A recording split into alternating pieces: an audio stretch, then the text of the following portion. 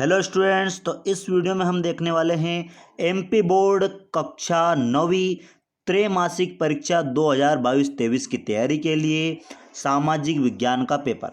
तो बच्चों, हम आपको बता दें कि इस पेपर का पूरा सॉल्यूशन हम इस वीडियो में देने वाले हैं और आपकी त्रैमासिक परीक्षा की तैयारी के लिए ये पेपर काफ़ी आपके लिए मददगार साबित होगा। तो आइए देखते हैं बच्चों। यहाँ पर देख सकते हैं आप कि निर्देश देख सकते हैं आप क्या क्या निर्देश दिए गए हैं और कितने कितने शब्दों में हर प्रश्न के उत्तरों को लिखना है। यहाँ पर देखिए आप, मानचित्र भी दिया गया है इस पेपर में। तो पूरा पेपर आपको बताने वाले हैं और काफ़ी ज़्यादा महत्वपूर्ण होने वाला है ये पेपर आपकी तैयारी के लिए। तो आइए देखते हैं। यहाँ पर फर्स्ट जो क्वेश्चन दिया गया है वो दिया गया है, सही विकल्प का चयन करना है हमें यहाँ पर। तो आप देख सकते हैं कि द्वितीय विश्व युद्ध कब समाप्त हुआ था। तो आपको पता है बच्चों कि मई 1945 में द्वितीय विश्व युद्ध समाप्त हुआ था। तो इसमें ग वाला ऑप्शन आ जाएगा। उसके बाद अगला वाला जो प्रश्न है वो आपका सेकंड चैप्टर से इतिहास का है कि किस देश के पार्लियामेंट को ड्यूमा कहा जाता है। तो इसमें आ जाएगा रशिया, यानी कि रूस की पार्लियामेंट को क्या बोला जाता है, ड्यूमा कहा जाता है। तो इसमें खा वाला ऑप्शन आ जाएगा। तो बने रहिए हमारे इस वीडियो के साथ। और हाँ बच्चों, वीडियो को लाइक ज़रूर कीजिए तथा अपने फ्रेंड्स के बीच में इसको शेयर जरूर करना है आपको। यहाँ पर थर्ड वाला जो क्वेश्चन है कि भारत किस गोलार्ध में स्थित है। तो इसमें आ जाएगा का वाला ऑप्शन, उत्तरी गोलार्ध में स्थित है। भारत किस गोलार्ध में है, उत्तरी गोलार्ध में।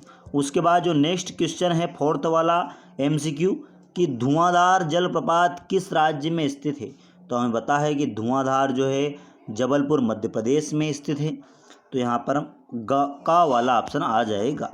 उसके बाद यहाँ पर फिफ्थ वाला जो एमसीक्यू है वो बोल रहा है कि संविधान सभा की बैठक कब हुई थी।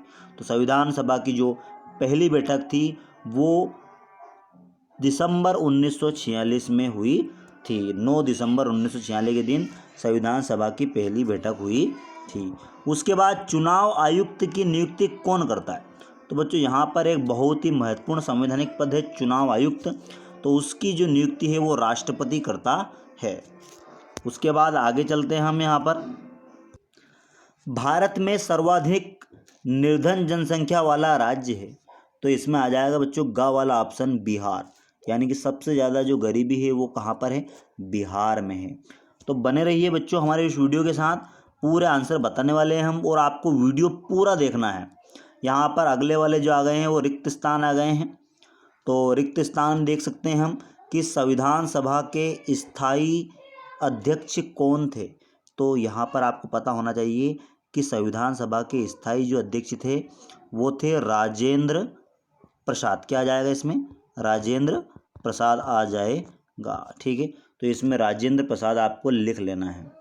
उसके बाद जो नेक्स्ट है हमारा वो है एडोल्फ हिटलर का जन्म हुआ था।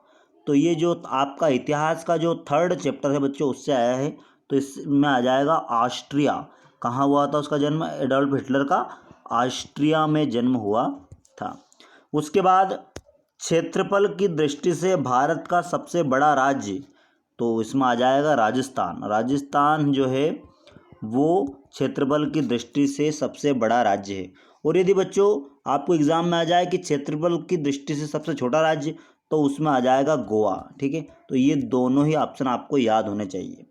उसके बाद जो नेक्स्ट क्वेश्चन है कि उत्तरी मैदान रिक्त स्थान मृदा से बना है।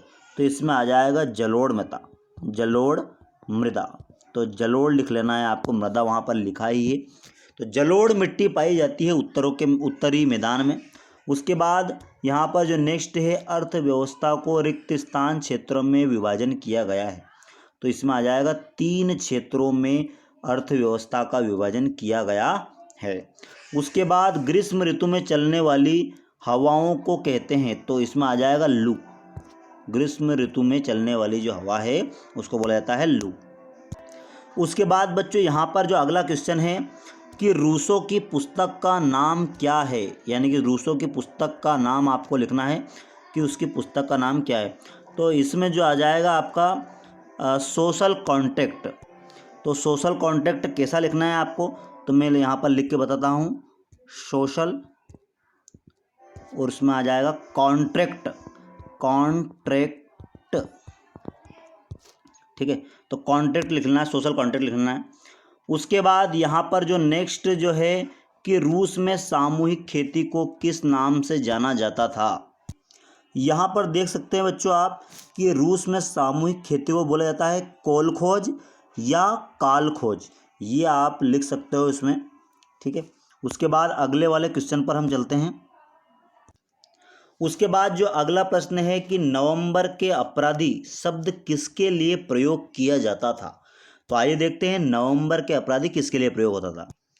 तो बच्चों इसमें आप लोग को लिख लेना है कि नवंबर 1918 में प्रथम विश्व युद्ध को समाप्त करने वाले, युद्ध विराम की मध्यस्थता और हस्ताक्षर करने वाले जर्मन नेताओं को नवंबर के अपराधी कहा जाता था। तो इसमें यहाँ पर आपको पूरा लिखना पड़ेगा, क्योंकि एक वाक्य में उत्तर देना आपको देना है। कोई प्रश्न एक शब्द का लिखना है, कोई प्रश्न आपको एक वाक्य में भी लिखना है। इसके बाद जो नेक्स्ट क्वेश्चन है वो है अरब सागर में स्थित किसी एक द्वीप समूह का नाम लिखिए। तो इसमें आ जाएगा लक्षद्वीप। लक्षद्वीप जो है वो अरब सागर में ही स्थित है। उसके बाद डेमोक्रेसी शब्द की उत्पत्ति किस भाषा से हुई है। तो इसमें आ जाएगा ग्रीक भाषा। ग्रीक भाषा के दो शब्द हैं, डेमोस और क्रेटिया। डेमोस का मतलब है लोग और क्रेटिया का मतलब होता है शासन। तो उस शब्द से ही, उस भाषा से क्या ही शब्द है डेमोक्रेसी, जिससे इसकी उत्पत्ति हुई है। उसके बाद अगले वाले क्वेश्चन पर चलते हैं कि भारत का संविधान जो है वो कब लागू हुआ। तो भारत का संविधान जो हुआ था वो 26 जनवरी 1950 को लागू हुआ था। तो आपको इसमें 1950 लिख लेना है, ठीक है, जिस दिन हमारा संविधान लागू हुआ था, और उसी की याद में हम हमारा गणतंत्र दिवस भी मनाते हैं। उसके बाद अगले क्वेश्चन में उद्योगों को अर्थव्यवस्था के कौन से क्षेत्र में रखा जाता है। तो इसमें आ जाएगा द्वितीय क्षेत्र में रखा जाता है, यानी कि द्वितीय क्षेत्र जो है उसमें उद्योगों को रखा जाता है। उसके बाद यहाँ पर जो सही जोड़ी आ गई है बच्चों, और सही जोड़ी भी आपकी काफ़ी ज़्यादा इम्पोर्टेंट होने वाली है आपके पेपर के लिए। त्रैमासिक परीक्षा की तैयारी की दृष्टि से तो काफ़ी ज़्यादा महत्वपूर्ण प्रश्न पत्र है। Karl Marx. तो बच्चों यहाँ पर जो कार्ल मार्क्स है वो उसमें आ जाएगा रूसी क्रांति का प्रेरणा स्रोत। उसके बाद आर्थिक मंदी विश्व में कब आई थी। 1929 में आई थी। विश्व का सबसे बड़ा देश आप जानते हो, आपको दिखाई दे रहा होगा, रूस। उसके बाद यहाँ पर सांबर जो है खारे पानी की झील है। निरंकुश शासन तानाशाही को बढ़ावा देता है। उसके बाद BR अम्बेडकर प्रारूप समिति के अध्यक्ष। तो ये आपकी जो है सही जोड़ी कंप्लीट हो गई है, आप स्क्रीनशॉट ले लेना। उसके बाद यहाँ पर अगला जो है सत्य असत्य की पहचान कीजिए। तो सत्य असत्य की पहचान में यहाँ पर आप देख सकते हो भारतीय संविधान अलिखित है क्या, अलिखित है क्या। तो लिखित है हमारा, तो इसमें आ जाएगा असत्य, ठीक है, असत्य आ जाएगा। उसके बाद मित्र राष्ट्रों के समूह में इंग्लैंड, फ्रांस और रूस शामिल थे। तो बिल्कुल ये सही बात है, इंग्लैंड, फ्रांस, रूस, और उसके बाद इसमें अमेरिका भी बाद में आ गया था 1918। तो इसमें ये आ जाएंगे। उसके बाद अगला वाला जो क्वेश्चन है कि उत्तरी मैदान में देश के खनिज भंडार है। तो ये एक असत्य कथन है। एक्चुअली में जो प्रायद्वीपीय पठार है वो भारत का खनिज भंडार है। तो इसमें आ जाएगा असत्य, ठीक है। कृष्णा और कावेरी नदी हिमालय से निकलने वाली प्रमुख नदियां हैं। तो ये बिल्कुल असत्य कथन है, इसमें भी असत्य आएगा। क्यों? क्योंकि कृष्णा और कावेरी ये दोनों नदियां हमारे प्रायद्वीपीय पठार से निकलती है। उसके बाद चीन में हमेशा कम्युनिस्ट पार्टी की सरकार बनती है। तो बच्चों यहाँ पर चीन में हमेशा कम्युनिस्ट पार्टी की सरकार ही बनती है। तो इसमें आ जाएगा सत्य। आपको एक बात और याद रखना है, चीन में चुनाव कितने वर्षों में होते हैं। तो 5 वर्षों में होते हैं, ठीक है। मौसमी बेरोजगारी द्वितीय क्षेत्र में पाई जाती है। तो ये एक असत्य कथन है, क्योंकि ये जो है प्राथमिक क्षेत्र में पाई जाती है, यानी खेती में मौसमी बेरोजगारी पाई जाती है। तो ये जो है असत्य आ जाएगा इसमें, लास्ट वाले में भी। उसके बाद अगला जो है प्रश्न उत्तर आ गए हैं बच्चों, 2-2 नंबर के प्रश्न हैं ये सभी। और आपको इसमें से मैं कुछ प्रश्नों के उत्तर जरूर बताऊंगा।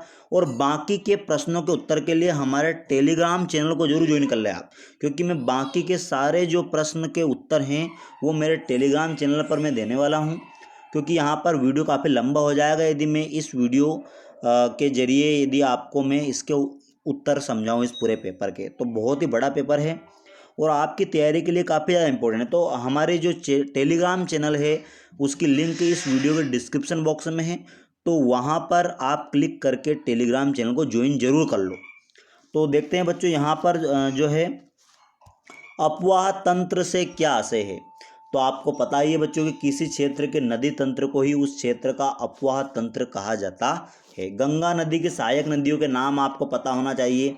एक तो हो जाएगा यमुना, उसके बाद आ जाएगा गंडक, उसके बाद कोसी आ जाएगा, ठीक है। उसके बाद घाघरा रिवर भी गंगा नदी की सहायक नदियां हैं, तो ये इसमें मुख्य रूप से आ जाएंगे। उसके बाद जो अगला शब्द है कि प्रोपोगेंडा का क्या अर्थ है, तो चुनाव के समय जो विभिन्न राजनीतिक दल जो है अपने प्रचार वगैरह की गतिविधियां जो करते हैं वो सभी प्रोपोगेंडा के अंतर्गत आते हैं, तो ये इसका हो जाएगा। उसके बाद यहाँ पर मताधिकार किसे कहते हैं, तो मताधिकार, तो यहाँ पर आपको पूरी डेफिनेशन बताता हूँ मैं। यहाँ पर बच्चों देख सकते हो मताधिकार की हेडिंग डालना आप, और राज्य के नागरिकों को देश के संविधान द्वारा प्रदत्त सरकार चलाने हेतु अपने प्रतिनिधि निर्वाचित करने के अधिकार को ही मताधिकार कहते हैं। यानी कि राज्य के नागरिक यानी कि अपने सरकार चुनने के लिए जो उनको जो अधिकार मिला है उसे बोला जाता है मताधिकार। यानी कि राज्य के नागरिक जो है खुद अपने सरकार चुनते हैं और इसी अधिकार को बोलते हैं मताधिकार, ठीक है। उसके बाद अगला चलते हैं। उसके बाद यहाँ पर सेवा क्षेत्र है, यानी कि प्राथमिक द्वितीयक क्षेत्र में जो मुख्य मदद की भूमिका निभाने वाले क्षेत्र को सेवा क्षेत्र कहते हैं। तमाम प्रकार की जो सर्विस है वे इसके अंतर्गत आती है। उसके बाद बेरोजगारी शब्द की व्याख्या देख लेते हैं हम। यहाँ बच्चों आप सेवा क्षेत्र का देख सकते हो आंसर, आप सेवा क्षेत्र पूरा यहाँ से यहाँ तक है। उसके बाद बेरोजगारी भी आप देख सकते हो, बेरोजगारी भी इसकी भी डेफिनेशन हमने दी है कि बेरोजगारी उस समय विद्वान कही जा सकती है जब प्रचलित मजदूरी की दर पर काम करने के लिए इच्छुक लोग रोजगार नहीं पाते हैं। या इस तरह से भी समझा सकता है कि एक शारीरिक या मानसिक रूप से सक्षम व्यक्ति जो काम करने का इच्छुक है लेकिन उस काम नहीं मिल पाता, वो तो उस स्थिति को क्या कहते हैं, बेरोजगारी कहते हैं। यहाँ बच्चों आगे वीडियो काफ़ी ज़्यादा लंबा हो जाएगा, इस वजह से इस पूरे पेपर का जो सॉल्यूशन है हमने हमारे टेलीग्राम चैनल पर अपलोड किया है। तो इस वीडियो के डिस्क्रिप्शन बॉक्स में जाइए आप और टेलीग्राम चैनल को ज्वाइन कीजिए। वहाँ से इस पेपर के जितने भी आंसर हैं उसका PDF वहाँ पर मिल जाएगा आपको और आप वहाँ से उसकी तैयारी कर सकते हो। Thanks for watching this video.